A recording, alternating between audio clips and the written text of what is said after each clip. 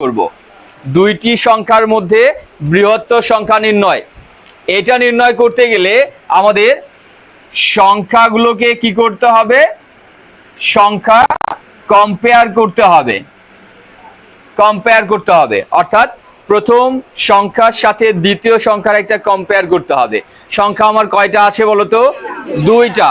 সংখ্যা কয়টা?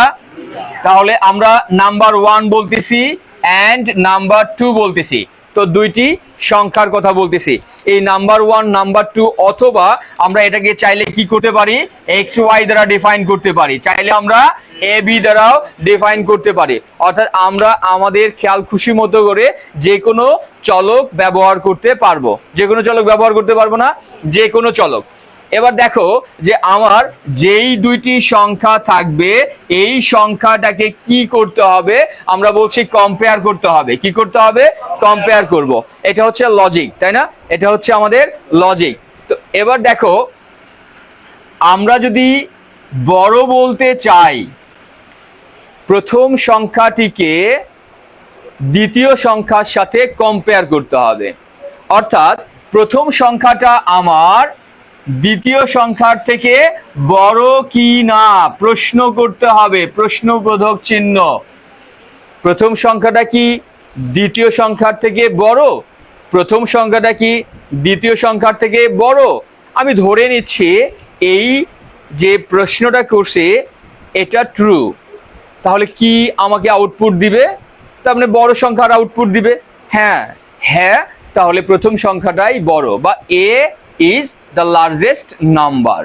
ওকে, এভাবে বলতে পারি।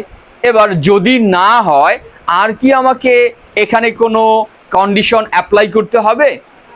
ডিরেক্ট তো আমি এ না মানে কি বি, অর্থাৎ দ্বিতীয় সংখ্যাটা, আর কি আমাকে কোনো অ্যাপ্লাই করতে হবে কি না? না, আর কোনো কন্ডিশন অ্যাপ্লাই করতে হবে না, কারণ নাম্বারই তো দুইটা। প্রথম সংখ্যা যদি বড় হয় তাহলে হইল, না হলে দ্বিতীয় সংখ্যা বড়। অর্থাৎ যেমনটি আমরা তিনটি সংখ্যার ক্ষেত্রে বলছিলাম, যতবার কন্ডিশন, তার মানে আমার নাম্বার যদি 3টা হয় তাহলে 2 বার, নাম্বার যদি 4টা হয় তাহলে 3 বার, তাই না? আর যদি 2টা হয় একবারই শেষ। হ্যাঁ না, এভাবে খুব সহজে আমরা উত্তরটা করতে পারতেছি। তো অ্যালগরিদমটা দেখো, আমরা অ্যালগরিদমটা যদি লিখি,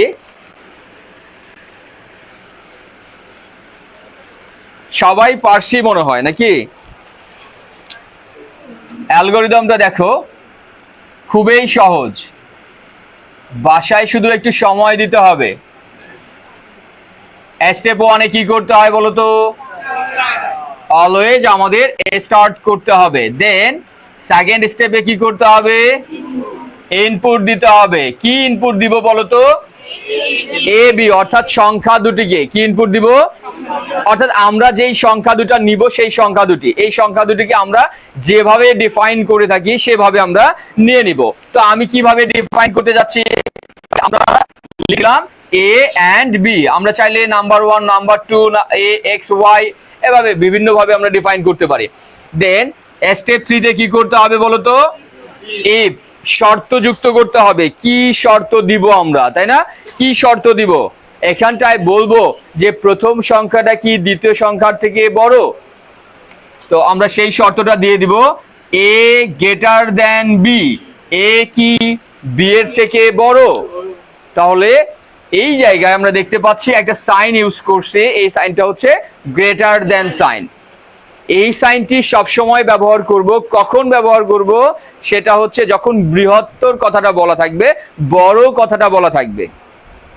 বৃহত্তর বা বড় এই শব্দটি যখন ব্যবহার করা হবে এই সাইনটি ব্যবহার করব। আর যখন ক্ষুদ্রতর বলবে এটাকে জাস্ট হচ্ছে ঘুরাই দিব, তাই না? এটা কি? Less than sign. এটা কি বলতো? Less than sign. তো আমরা এখানটায় দেখতে পাচ্ছি যে বৃহত্তর নির্ণয় করতে বলছে, তাই আমরা কন্ডিশনটা জুড়ে দিলাম এ কি বি এর থেকে বড়।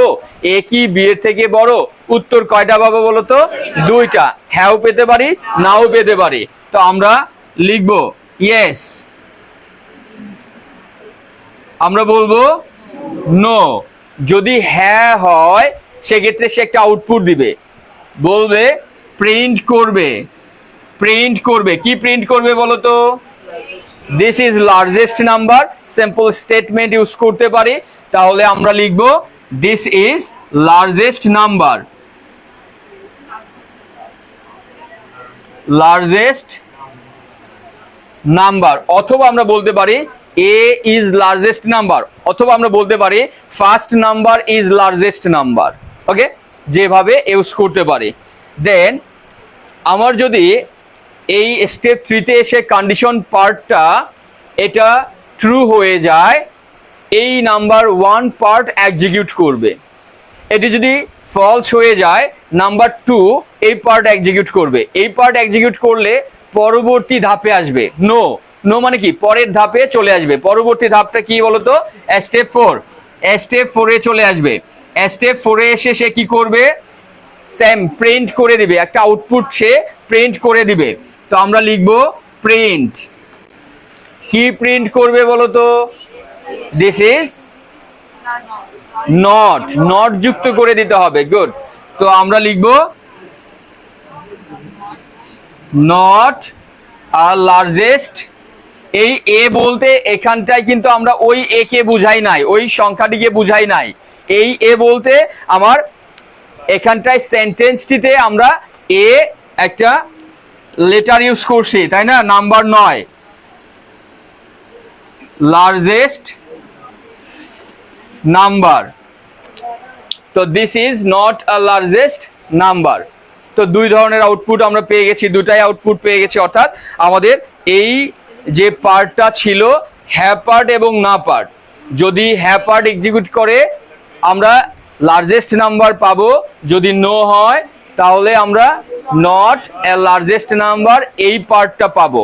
এবার দেখো যে অ্যালগরিদমের ক্ষেত্রে আরেকটি স্টেপ, সেই স্টেপটা কি বলতো? এন্ড। কাজটা শেষ করে দিতে হবে, তাই না? কাজটা শেষ।